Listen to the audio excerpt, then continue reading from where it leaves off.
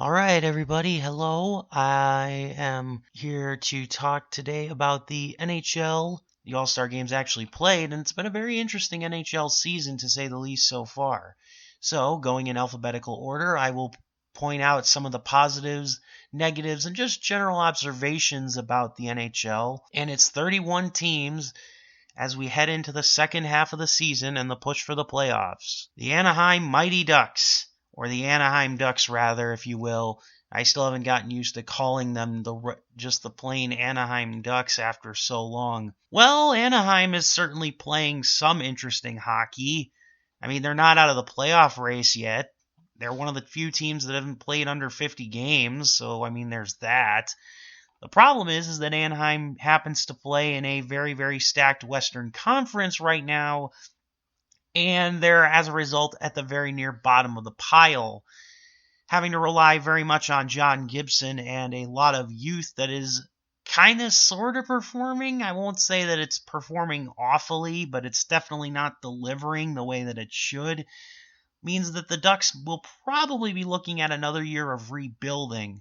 The question is, can John Gibson and Ryan Getzlaf continue to carry the team to any sort of relevance while the youth develops, or is their time truly passing? Gibson himself has saved quite a few shots in the NHL, some of the most in the league. And also Anaheim having one of the worst power play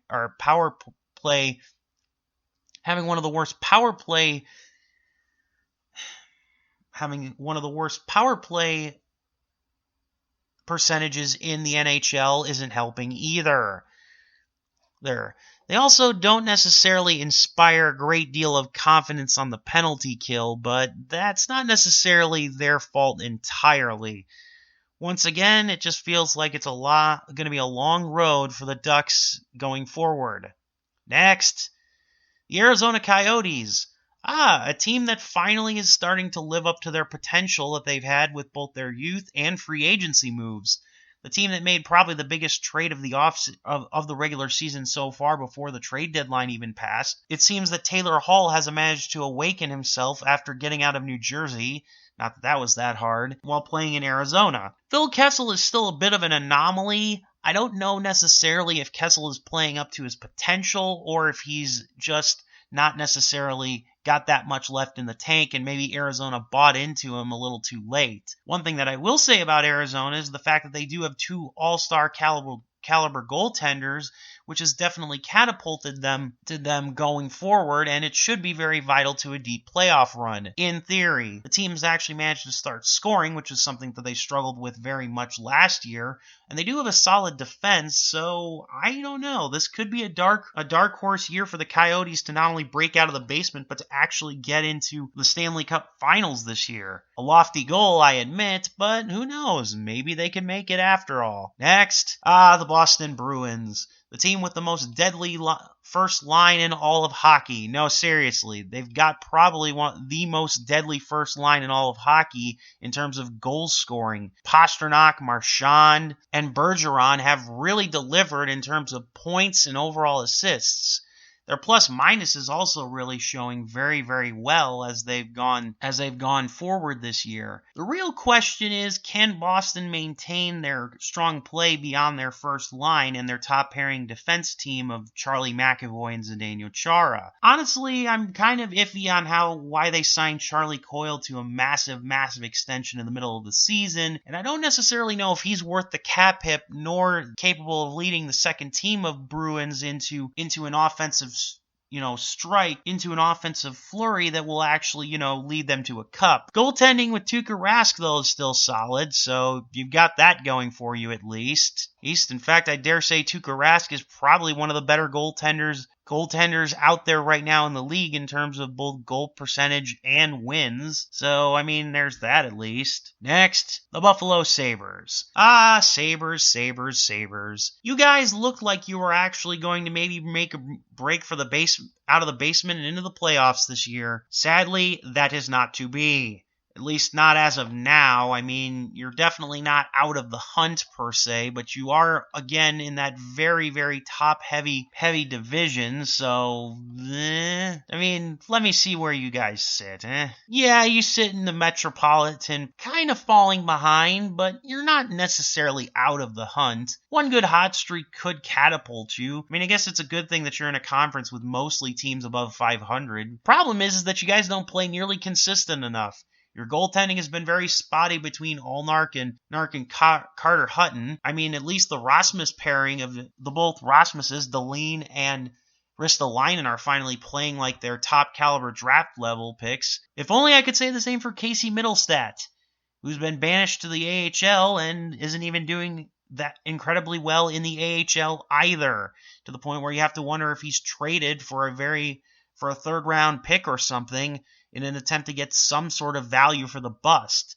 Or maybe just hope for a change in scenery, I don't know. Also, Jack Eichel is doing very well commanding the team, and although your massive signing of Jeff Skinner has blown up in your face as he's been injured for most of the year, and Kyle Okposo, well, he can't seem to stay healthy on the ice either. So, yeah, not looking entirely good for you guys going forward. It might be one of those seasons where you guys finish with 80 points just to look at the wild card game and say, if only we had been a little bit better at certain points of the season, this could be us. Oh well. Next, the Carolina Hurricanes. You know, I'm actually very impressed by the Hurricanes. Their youth and depth has really actually come to play and made them a very, very fierce contender. I was a little iffy on them trading Justin Falk, and I was even iffier on the St. Louis Blues signing him to a massive extension that you could argue was borderline overpayment, but the Hurricanes have managed to prove that they've got great depth and then youth on very many positions in the game right now. In fact, I dare say they're probably one of the deeper teams right now health-wise in the NHL. Goaltending is still a bit spotty for them, but I'd still say that I trust Peter Mrazek more than half the current starting goaltenders in the NHL. My only problem is that you're going to be without Dougie Hamilton for about 4 to 6 weeks at minimum, and considering the year that he was having, and he was not only was he the heart and soul of your defense, but he was arguably one of your most productive players, period. Yeah, the rest of the team's going to have a lot of slack to pick up going forward. Whether or not they can actually overcome the injury, yeah, that's going to be something to see for sure. Next, the Chicago Blackhawks. Actually, I stand corrected. The Calgary Flames. Flames. You guys are once again caught in the spin cycle of mediocrity, I would say, if you weren't actually one of the top 3 spots in the Pacific. I say this mostly because nothing has really wowed me about the Calgary Flames heading into the season. I mean, yes, they've still got some very, very good depth, especially and youth, especially in the top 6, but otherwise, nothing really says wow about Calgary's overall roster build to me. I mean, yes, Mark Giordano is in fact one of the more underrated defensemen of the current era. I'll grant you that. But seriously, what else does Calgary have that really screams they will win the cup this year, other than maybe they'll take a step? It's not even a guarantee that Calgary will make the playoffs this season. So, yeah. Let's just say the next 30-plus games will be very, very crucial to Calgary, much like a lot of the Western Conference, in terms of where they finish and how they place. Next, now we talk about the Chicago Blackhawks. Well, I guess getting rid of Joel Quenneville hasn't completely bit the Blackhawks in the ass yet. I mean, Taves and Patrick Kane and a bunch of others are still performing as advertised. The only problem is that it doesn't seem like either Robin Lehner or Corey Crawford are determined to take the Blackhawks starting goalie job by the horns and run with it. I'm not very impressed with what I've seen from Robin Lehner this year, which is disappointing considering he was probably one of the comeback players of the year last year in terms of his overall performance with the Islanders. That's not to say that the Blackhawks are doomed, but like much of the Western Conference, it's their division that's going to probably give them the most trouble. They're playing in a very stacked Central Division that happens to be jockeying for playoff spots.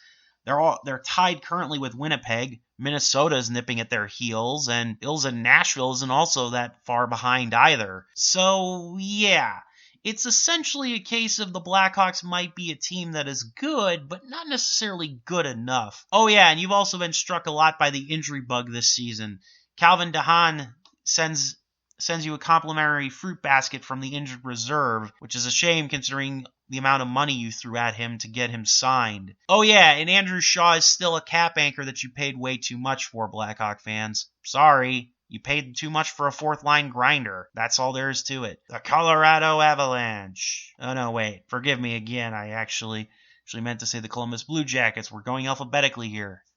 Anyways, the Columbus Blue Jackets. You know, for a team that lost most of its talent overall in the offseason, the Columbus Blue Jackets are performing pretty good. They probably have one of the weakest goaltending tandems, at least in terms of star power in the NHL right now, but they made up with it by actually managing to score to the point where they've actually got, a +6 goal differential. They actually also are pretty well balanced in terms of an overall attack. And I will say this, although some NHL fans are not a big fan of John Tortorella and his coaching style, I will admit that Columbus is, especially with the team makeup, is probably the best fit for him. I mean, seriously, who's their current star right now? Pierre-Luc Dubois? Gustav Nyquist? Riley Nash, who is on the decline? Yeah, I don't know. Regardless of what you think of the Columbus Blue Jackets, they've definitely been bolstered by what happened to them last year when they upset the Tampa Bay Lightning in probably one of the most awesome NHL moments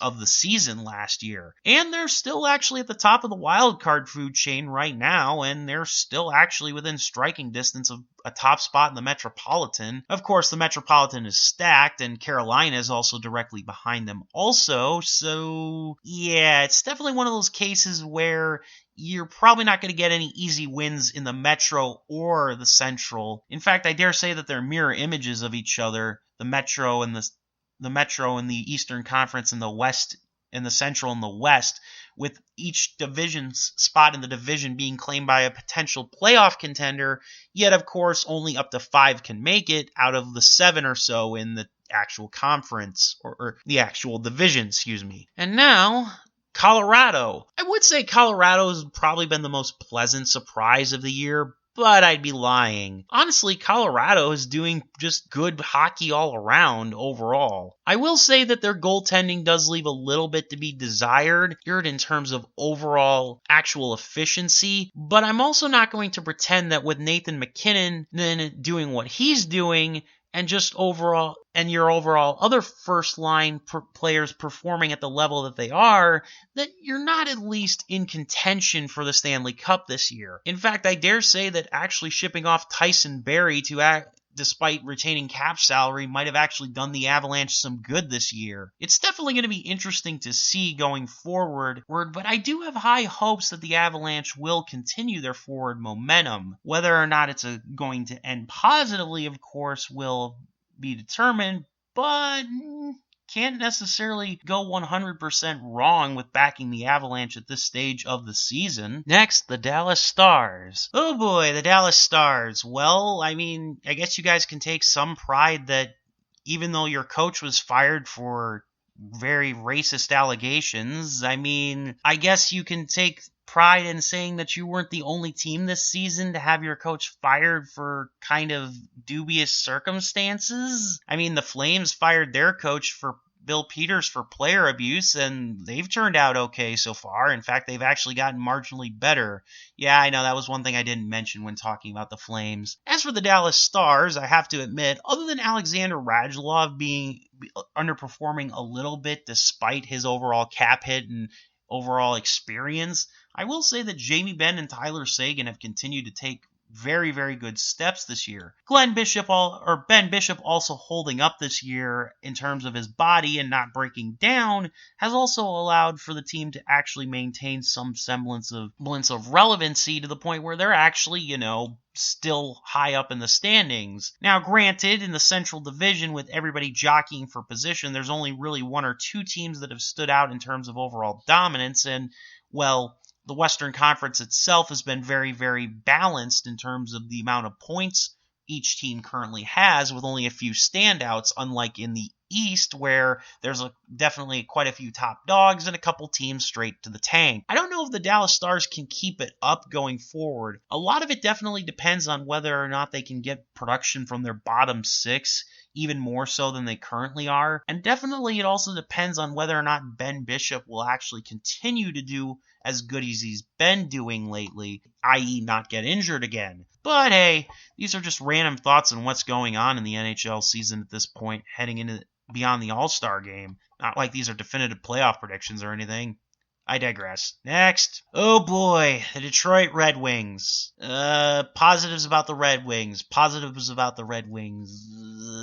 You have probably the most promising top 6 in terms of youth and energy on your team with Dylan Larkin, Anthony Mantha, Philip Zadina, who's finally getting a regular role on the team, and Athanasiou.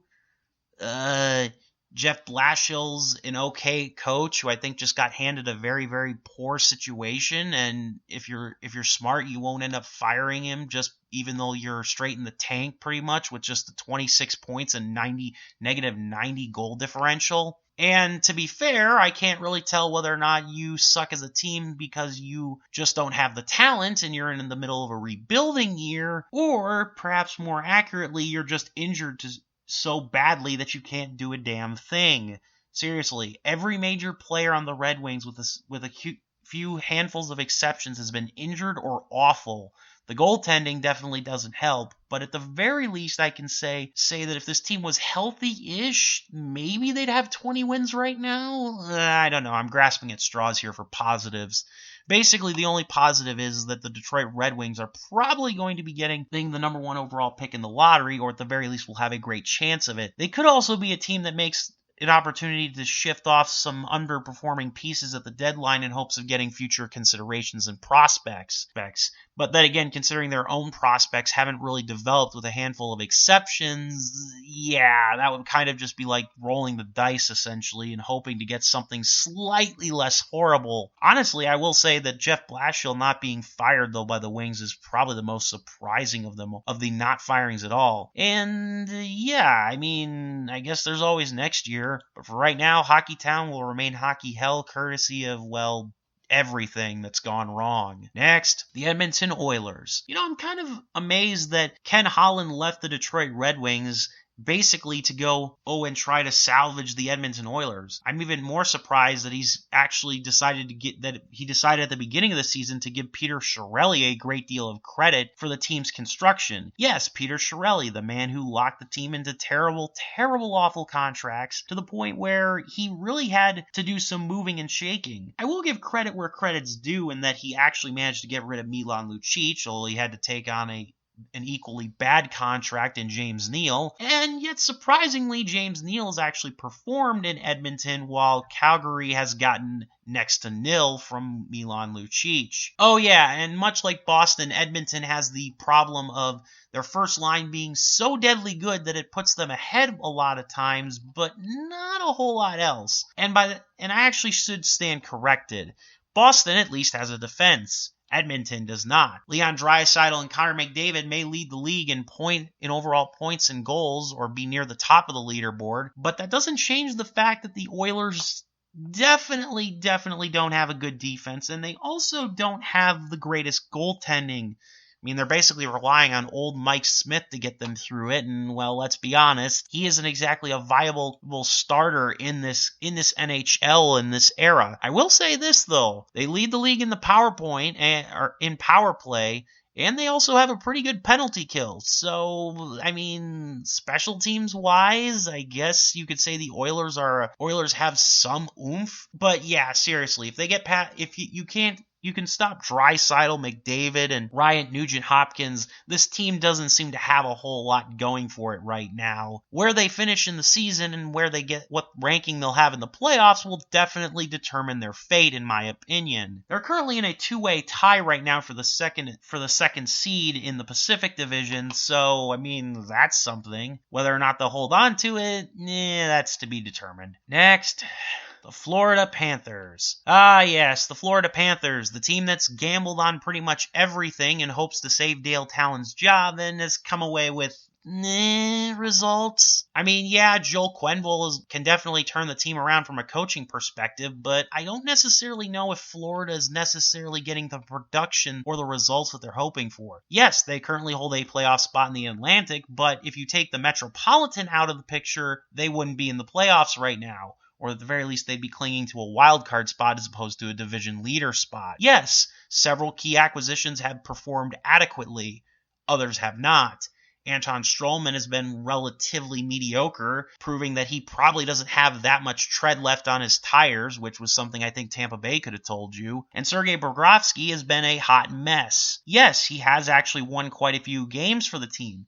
In fact, he's one of the most winning goalies right now in the NHL. The problem is, he allows way too many goals per game. In fact, I dare say Bobrovsky has been pretty bad overall because of it, to the point where I'm wondering what the heck Bobrovsky is even doing in the back of the net. I mean, seriously, you paid this guy way too much. You paid Bobrovsky way too much money as is, and now you're going to basically have to over-rely on him just to make sure that you're even in the playoffs at this point because, well, you got injuries to your backup goaltender, and that's left you with nothing. I mean, he's allowed over 3.5 goals a game in 36 starts. I mean, that just doesn't scream very efficient to me. And I've seen many games where he's allowed more like 5 or 6 goals a game. It's getting very unnerving to watch Bobrovsky play, especially with the contract hit that he's requiring. I guess you can only be thankful that he's getting bailed out by several other members of his team who have proven to be very talented. So, I don't know. I guess I can give the team a pass a little bit. Only slightly, though. They've got a lot of work to do going forward. That I can guarantee you for free. But then again, Evgeny Davinov is playing very good hockey, so what do I know? One of the top goal scorers in the NHL, too. Next, the Minnesota Wild. Minnesota. Mediocrity is the word of the day to describe you. Yes, you've been injured quite a bit. Yes, you are playing in one of the toughest divisions in hockey. Still doesn't change the fact that you're just barely above 500 and you're probably staring at not making the playoffs yet again. I don't know if a coaching change will come because Bruce Boudreau probably fits the Minnesota Wild far better than you might think. He fits that mentality of just being good, but not good enough to win it all. Of being competent, but not capable enough to get the job done when all the chips are on the line. The second half of the season definitely will be very interesting. Unfortunately, those Parise and Suter contracts have locked the Wild into situations where they can't do much more than make lateral moves, but I wouldn't be surprised if the trade deadline does see a little bit of activity from the Wild, maybe trading a pick or two in an attempt to get some extra oomph in offense, which is something that they don't seem to be very good with right now. Oh yeah, and their goalie situation could definitely use some help too. They're one of the many teams that could use the help back there. Next, the Montreal Canadiens. Well, I've got to admit, the Canadiens have impressed me. They started out the season very good, probably one of the hottest teams in the NHL, and they've kind of fallen off of a cliff lately. Much in the same way of the Buffalo Sabres, though, I can't necessarily say that it's due to any one or two ailments. Maybe it's just more or less due to competition, and again, I'm reading way too much into this as I am with a lot of other teams. But I will say this, Carey Price has allowed way too many goals. Again, this could very much be due to the defense not necessarily offering much security to Carey Price, but with all the talent on offense, to have Carey Price have to stop so many shots and come out on the losing end so many times, yeah, it's definitely not very reassuring. Granted, one of your most promising young players, Victor Mete was actually taken down for a little while, and Jesperi Kotkaniemi was also cut down for a while too, so Montreal, I guess, has the excuse of injuries to explain some of their underperformance, and I guess you can only be thankful that Carey Price hasn't been injured this year, or else you'd be in a lot worse state than you are now. Whether or not you'll actually get out of this and make something of yourselves, it remains to be determined, but I don't necessarily think that you should hold much stock in this being a year that you get back to the playoffs. I hate to do this, but I completely forgot about the Los Angeles Kings. So next up is the Los Angeles Kings. I know it's kind of out of alphabetical order, but I forgot about them. Probably because the Los Angeles Kings have been bad. They're easily the worst team in the West right now. Whether or not this is due to coaching or just being locked into awful contracts and being so old that you can't really do anything remains to be determined. Getting rid of Jake Muzzin allowed a little bit of cap flexibility, but it didn't really do much for the team overall. Jonathan Quick is actually performing pretty well despite the team's overall bad efforts, but that doesn't necessarily change the fact that the team, is very, very poor right now. Also, Ilya Kovalchuk. You actually, I guess it's a good thing I covered the Kings after Montreal because, the Kings actually cut Ilya Kovalchuk in his massive cap contract because he was, shocker, underperforming. Kovalchuk's been okay in Montreal, though. Almost as if having a good coaching scheme and other players that can burn the load instead of hoping that he'll be a top-line player or being a fourth-line player that actually can score goals. Maybe that's what's wrong. I really do hope that Kovalchuk actually does prove Uwe Los Angeles wrong because, maybe I just have a soft spot for Ilya Kovalchuk. I don't know. The point is that it's not necessarily a bad season for the Kings overall. It just makes a lot of the bad decisions that they've had come to life. I can definitely think of teams that structurally are in worse shape than the Kings right now, especially for the near future. But yeah, this is pretty much looking like to be yet another wasted season for the core. And Drew Doughty laughs all the way to the bank for the Kings overpaying him. Alright, next. And now we get back to the ends in the list of NHL teams, starting with Nashville. It's kind of funny when a team's minor league system is actually doing so well, yet the pro team is falling apart. It actually probably explains why so many of the Nashville Predators' more recent highlights have come from their former players from the Admirals or have just been better off. Trading PK Subban doesn't also look like it's been a bad trade for them overall, even if in reality it was done mostly for salary relief. Still, you can brag about having at least one good element to your team. Pekka Rinne is playing pretty good, and Roman Josi is easily one of the best, if not the best, defenseman in the NHL in terms of overall scoring and just general play. Otherwise, it's been a whole lot of meh for Nashville, to the point where they actually had to fire their longtime coach. Now, don't get me wrong, firing Peter Laviolette was probably a good thing and definitely needed to be done, but my real question is, why did you wait so long? And more to the point, Laviolette is definitely a good coach and will bounce back somewhere else, but my problem with the Predators is, who did they hire to replace him? John Hines, the former coach of the New Jersey Devils. Yeah, that team that was so god-awful that they became the first team in the NHL to fire a coach this season. That bad. I mean, fired for non-reasons. For reasons not related to, any sort of off-the-field incidents. But, yeah. Anyways, a fifth of the league, though, has made coaching changes, so I guess him being gone wasn't necessarily an unsurprising measure. Still, I think this might be a rare year where Nashville misses the playoffs, which is a shame considering 3 years ago they were a couple wins away from being Stanley Cup champions. Next. Alright, up next we have the New York Islanders. Well, the Islanders have had a pretty good season, although I hate to admit it, but they probably have the second best goaltending tandem next to the Arizona Coyotes in terms of actual talent and overall performance in Zelan Varlamov and Tom Greiss. Although Greiss has been out for a while, so who knows if maybe Varlamov will be able to continue to shoulder the load. The team defense is really what's made the Islanders really, really good throughout the last couple of years.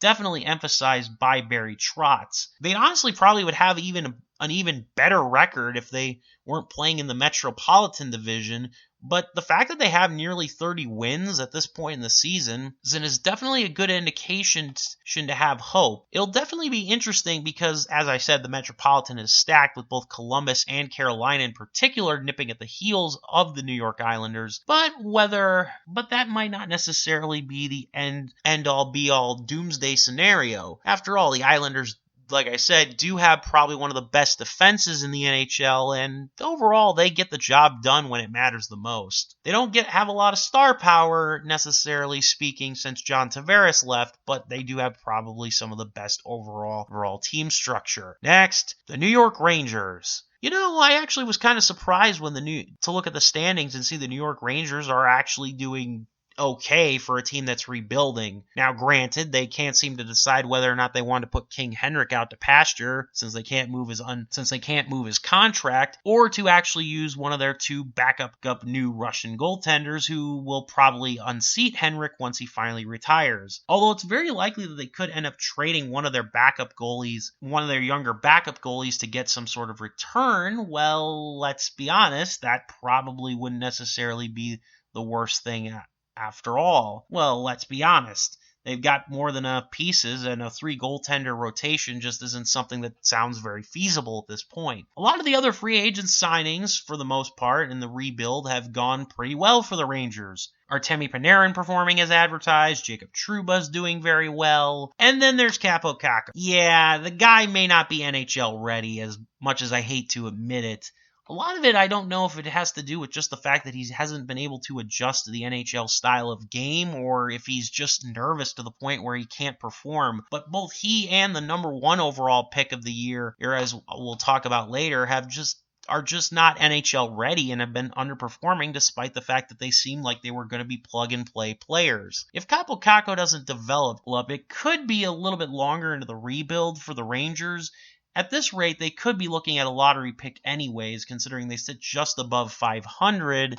So regardless of whether or not they make the playoffs, which is definitely not likely, this could still be a step forward, but at the same time could still be 2 steps back away from the ultimate goal of getting back into playoff contention. I think that their coaching might get changed too at the end of the year because, well, NHL logic. Next, the New Jersey Devils. The New Jersey Devils should really thank their stars that the Detroit Red Wings are injured to hell and back, and to the fact that they also have allowed so many goals that it's not even funny. Seriously, New Jersey is awful. You trade away Taylor Hall for absolute pennies on the dollar, which, to be fair, since it didn't seem like you were going to re-sign him anyways, so I guess I give you credit for getting something out of nothing. PK Subban seems like an absolute blasphemous deal because, well, he can't score and he doesn't play very good defense. In fact, for as much crap as you could give the Red Wings about their defense, at least they have an excuse of being old, a combination of older players and just general injuries as well as inexperienced players. New Jersey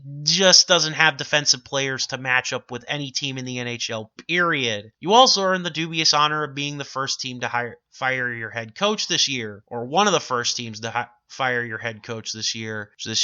Jack Hughes is also not ready, and interim coach Elaine Niezerdine has not really inspired any real confidence going forward as you guys continue to sputter and flounder about. To think that you guys made the playoffs 2 years ago is absolutely astonishing.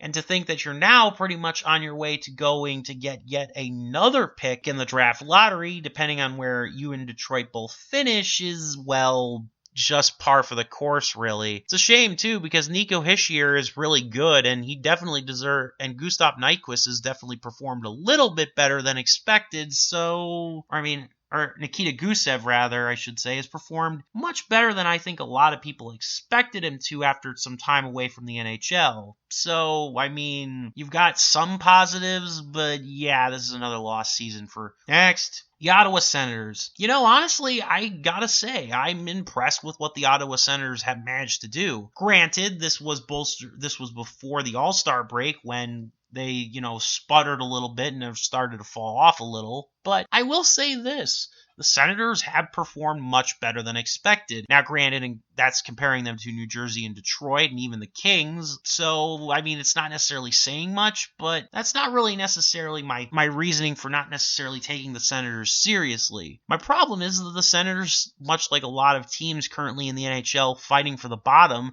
they don't really have any true playmakers that scream, this guy will get us over the top, because they don't. Now, granted, Craig Anderson's played pretty well given what little talent he has, and the defense is struggled to maintain some relevance, which it's done, I guess, okay. I mean, it's not anywhere near as bad as last year. In fact, I think that's the most positive thing that you can say about the Senators season. It's not nowhere near as bad as last year, and their home record is actually surprisingly good at 12-8-4. So, I mean, on the road they're terrible, but yeah, I guess the Ottawa Senators, they have something to be proud of, although they definitely speaking, cannot be proud of their power play, as it ranks dead last in the NHL, even lower than New Jersey, Anaheim, and Detroit. And that's saying a lot. So yeah, I guess it's fitting that unfortunately this team is suffering because, well, Melnyk, but at the same time, they don't deserve success because, well, Eugene Melnyk. Ugh. Anyways, next, the Philadelphia Flyers. The Flyers. I want to say I'm impressed by the Flyers, especially considering they're in the wild card hunt. And, they do actually have a pretty good first line, but I think that much like a lot of other teams that are doing really well right now, the Edmonton Oilers in particular, that first line is really kind of all they have. Their defense is a really, really abysmal mess. They just don't have any defensive core that screams that they're going to be able to turn things around in a hurry. Again, they do have a surprising home record, 17-4-4, but they are atrocious on the road, and that's probably what's going to end up killing them if they somehow end up making the playoffs, especially as a wild card team. Also, I will give credit where credit's due. Carter Hart is officially not a bust. Unlike Mackenzie Black, however, much like Mackenzie Blackwood for the Devils, he's being asked to stop way too many shots, and it's starting to pile up on him. In fact, you want to know how bad it is? Carter Hart has already stopped more shots this year in terms of saves than he did last year in his half a season that he played as the starting goal minder for the Philadelphia Flyers. That's not going to last in terms of his long-term health. They might be able to get away with it this season, but if the Flyers don't trade or draft defensive help next season and Carter Hart continues to flame out or have to stop so many shots, he'll eventually flame out. Just ask John Gibson and Jonathan Quick what happened to them after they were told that they had to carry the load way too dang much. That's kind of where we're headed with this, unfortunately. Next, the Pittsburgh Penguins. It's actually kind of amazing. Pittsburgh Penguins hold the second place spot in the Metropolitan. This has nothing to do with the Penguins actually playing over-the-top great hockey, although their goal differential means that their defense is definitely doing their job. Rather, it's the ability to overcome dramatic levels of injury. Seriously, it's almost insane how many players on the team haven't been injured, let alone those that have been injured. To the point where I'm actually kind of wondering, did Pittsburgh make a deal with the devil in order to get themselves this far? It certainly feels like it, because, yeah, it really has been an interesting year for Pittsburgh. Matt Murray has been gone, but Tristan Jarry is playing so good that it doesn't even matter. You're missing a whole bunch of major pieces to your overall core, and your defense is still being held back in terms of being unable to do things due to the cap anchor known as Jack Johnson, but you're still at least playing well enough. I guess it helps that despite the fact that he was overpaid, Brandon Tanev is at least performing, which is definitely a pleasant surprise, especially as I myself am a Jets fan and was kind of surprised to see Tanev get that kind of term. I don't know if Pittsburgh will be capable to take on either the Islanders or the Caps, or especially not Boston in a 7-game series. But as it sits right now, they're definitely one of the teams that's making do with what little they have, and I have to give my hats off to that. Whether or not it will be enough, that's another question entirely. Next, the San Jose Sharks. The NHL's premier legacy of failure. At least they are now that the St. Louis Blues finally won a cup, and the Washington Capitals beforehand. And most of the other teams in question, with the exception of maybe the Buffalo Sabres, have at least won a cup. That's kind of sad to think of, really. There's only a handful of teams now that have the legacy of the San Jose Sharks, yet have yet to win a cup. Apparently, the Sharks were sick and tired of Peter DeBoer. They fired him, which I kind of understand, considering the team was definitely underperforming. And he was one of the first coaches fired. But who did you replace him with? Former NHL bruiser Bob Boughner. You know, a guy who could barely coach his way out of a paper bag in Florida. The same guy who got fired after 2 seasons in Florida to make way for Joel Quenneville. You know, the guy who basically, if he didn't screw up the entire analytical approach of the Florida Panthers, he at the very least did nothing to help them. And Boughner has proven to be pretty mediocre as a result. This is actually, again, another rare case where we might actually see some change. I've gotten so used to seeing Nashville and the Sharks in the playoffs that I'm actually kind of surprised that this year will probably most likely be a year where we don't end up seeing them in the playoffs. I will say this. I feel bad for Jumbo Joe Thornton. The guy deserves a cup. And you brought back Patrick Marleau, too, which just makes me more sad because he's yet another guy who deserves a cup and yet will never seemingly get the opportunity. You know, it's sad when Joe Pavelski might have a chance to win a cup, yet some of the players that are on the Sharks that feel like they should be getting the opportunity aren't. Oh yeah, you need to fix your goaltending situation fast. Martin Jones is completely cooked, and Aaron Dell is apparently nowhere near ready for prime time if his performances are to be believed. I mean, don't get me wrong, there might still be some talent to salvage with Dell, but yeah, you don't really have a whole lot of time if you want to save the season. Oh yeah, Erik Karlsson is playing just okay, which for his exorbitant contract that you signed him to isn't going to cut it. Sorry, Sharks. Hope you enjoy golfing in May. Next, the St. Louis Blues. You know, the Blues are actually performing really, really well. They're arguably one of the best teams in the NHL. The defending Stanley Cup champions are actually only second to Boston and the Washington Capitals in terms of the President's Trophy race, but they're playing definitely more relaxed. I don't know why, but somehow, in some way, Craig Berube has turned the team around. Well, that and Jordan Bennington is proving that his rookie season was in no way, shape, or form a fluke. And Jake Allen is actually proving useful rather than a liability when called upon to actually do some goaltending. So yeah, the Blues are playing pretty decently. Although their road record does leave a little bit to be desired, it could definitely very well, and they haven't exactly lit the world on fire heading into the All-Star game, even in terms of their overall record in the last 10, but it could very well be St. Louis's time to make a run at a repeat. I mean, granted, they've definitely got a very tough conference to go through, but, I mean, they're not actually horrible like they were last year with desperate attempts to scramble to try and even get above 500, so there's that. Next, the Tampa Bay Lightning. The team that seems like they're going to be everybody's pick to make it to the Stanley Cup because they are going to avenge themselves from last year, and they're currently doing so in style by being one of the top 2 teams in a top-heavy Atlantic. But I'm not holding my breath. Yeah, the Lightning overpaid Vasilevsky, in my opinion, who, yes, he does have the most wins of any goaltender in the NHL. He also probably won't necessarily be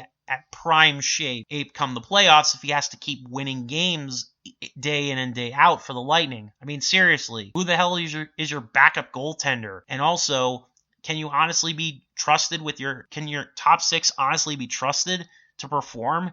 I mean, yes, Nikita Kucherov and Steven Stamkos are definitely great players, but if the last couple of playoff runs are to be seen and believed, they can't actually win when it matters the most. So you'll forgive me if I'm not necessarily going to give Tampa Bay any real props for their efforts so far this season.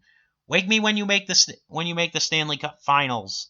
Next, the Toronto Maple Leafs. I don't know how, but the Maple Leafs have actually turned their season around. Now, granted, I don't know if I would call them cup contenders quite yet, but considering how they started the season and the fact that they were one of the first teams to fire their head coach and the aging dinosaur known as Mike Babcock for Sheldon Keefe, who has gone an amazing 15-5-1 since taking the helm, that's definitely not anything to sleep on. It's definitely worth noting that the talent is still there in Toronto,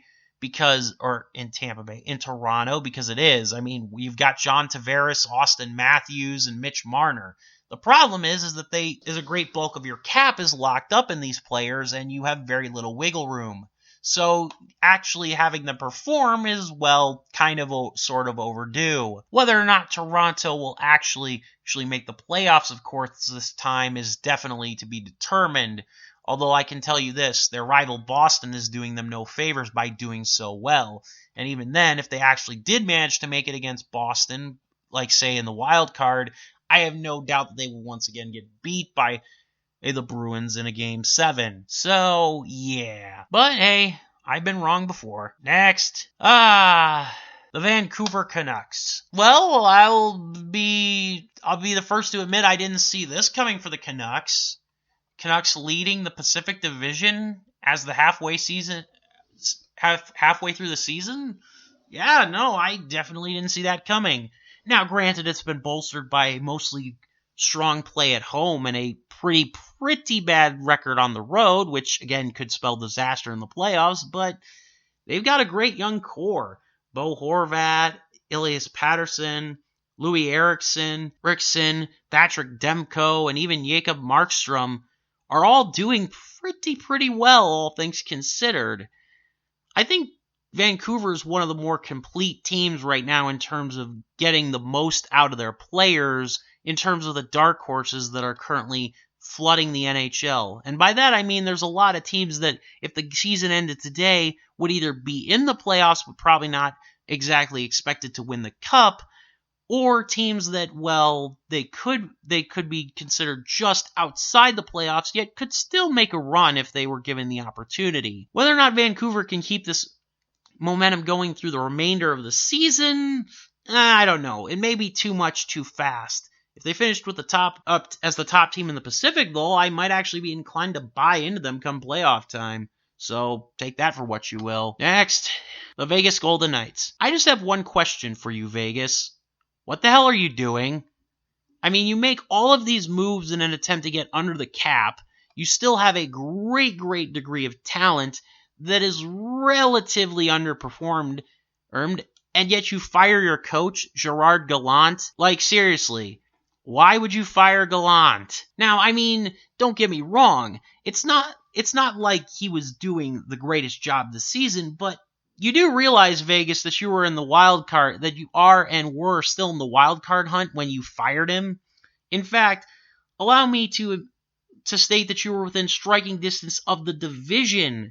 You weren't even out of that hunt. You just needed 2 points to overtake anyone in the division, to take a top seed of the division, and yet you fired Gerard Gallant. I have a feeling that this will come back to bite you because you hired Peter DeBoer. And again, I will say this, DeBoer is a great coach, but he's also shown to be very stubborn and not capable of performing in the big situations. Also, watch as Gerard Gallant gets hired by a bottom feeder team that somehow gets turned around a little bit because of it. I mean, seriously, why would you fire this guy? And I think I have a reason why. The GM of the Vegas Golden Knights apparently is so obsessed with making his own mark, with George McPhee now gone, that he's decided to basically try to gut everything that was the original Vegas winning formula and try to basically re-engineer it in his own way. Now, granted, that hasn't involved shipping off a great deal of players, but that's only because most of them have been locked into decent contracts like Mark Stone and Pacioretty and the like. Tatar, too. It could be a long road ahead for Vegas, though, if this is what their GM feels the need to do midway through the season, and especially when you aren't out of the playoffs or even remotely close to it. Don't waste the talented core, Vegas. That's all I will say. Next, the Washington Capitals. Washington, the front-runners for the President's Trophy, with a Vezina caliber goaltender in Braden Holtby, MVP and perhaps soon-to-be future great one in Alex Ovechkin. Seriously, I just love watching Alex Ovechkin slap shot howitzers and just play the way he's done. He's already on the mark to break the 700 goal plateau this season, and he's just playing amazing. They've also gotten a great deal of help from some depth, and overall defensively, the Capitals have maintained the structure that was installed by their previous coach for the Stanley Cup team, Barry Trotz. And so, I guess what I'm trying to say is that there's no reason the Capitals won't make it to the playoffs this year, barring injuries and a collapse. And even then, I'd still not only peg them to make the playoffs, but I'd still probably peg them to go at least to the second round. They've always been good enough to do that, at least, with the exception of last year. The question, of course, remains is, do they have enough momentum and players, as well as just some general cap flexibility? Maybe they make a deadline trade or something. It's very possible. So to continue to go further in the playoffs. Maybe make the Stanley Cup again and win one. Who knows? Or win it again. Who knows? That could very well be the case. Wouldn't surprise me, considering the way the NHL is turning out this year in all its zaniness. And last but not least, my personal favorite team in the NHL, the Winnipeg Jets. Oh, guys. Much like Detroit, you guys are stuck in a spin cycle of having a crap ton of injuries. The only good news is that you managed to maintain your heads above water and have a decent and respectable record as a result, to the point where you could still make the playoffs, but right now you're on the outside looking in. My biggest problem isn't even with the top line of forwards, although guys like Jack Roslovic and Adam Lowry aren't really performing the way that you'd hope they would. And Kyle Connor had gotten off to a bit of a sluggish start, but Nikolai Ehlers had actually picked up the slack at least, so there's that. No, my biggest problem has been the defense. Oh, good lord, the defense. A combination of injuries and just not necessarily guys not necessarily being ready has left the Jets with a very bad mess in their back end. And I think, honestly, the problem isn't even that the talent level isn't there. It's just the talent is too unproven or unused to the NHL style. A lot of AHL call-ups like Vasalainen and Sami Niku. Heck, you even brought in your first-round pick Ville Heinola to start a couple of games early this season, only to send him back to the AHL and then over to Europe, I think, just for the sake of it. But then you've got the injuries. Guys like Kulikov and Nathan Boyou have basically been injured far more than they played. Combine that with several other of your bottom six forwards being injured quite a bit, and yeah, you've got some problems. Don't get me wrong, Neil Pionk has actually been a pretty good and a surprising revelation, proving that maybe he needed to be on a team where he was actually given the chance to be a starting top two defender. But yeah, barring a magical return from Dustin Byfuglien that proves, and he's not completely rusty as a result of said sudden return, I don't necessarily think that the Jets will have the blue line necessarily to keep Connor Hellebuyck from having to save so many shots that he gets burnt out. Also, what happened to Laurent Brossoit? I mean, Brossoit used to be a great goalie, but yeah, not so much this year. He's definitely probably not necessarily worth the amount of money that he was given for a re-sign. And I'm almost kind of begging them to put Eric Comrie in at the NHL level to see if he can do any better. I mean, yes, he played for the Red Wings and didn't do very good, but every goalie they've used in Detroit has been pretty bad. Anyways, with that said, this long and rambling diatribe on my personal thoughts of the NHL season as it pertains to the off season, I know that this is not necessarily the greatest analytical or in-depth view of the entire league as a whole, but I hope you enjoyed it nonetheless. Please leave your comments and feedback back as to what you thought and how you feel about this video, and I'll be sure to take them into consideration. Thank you for your time, and I'll see you guys in the next video.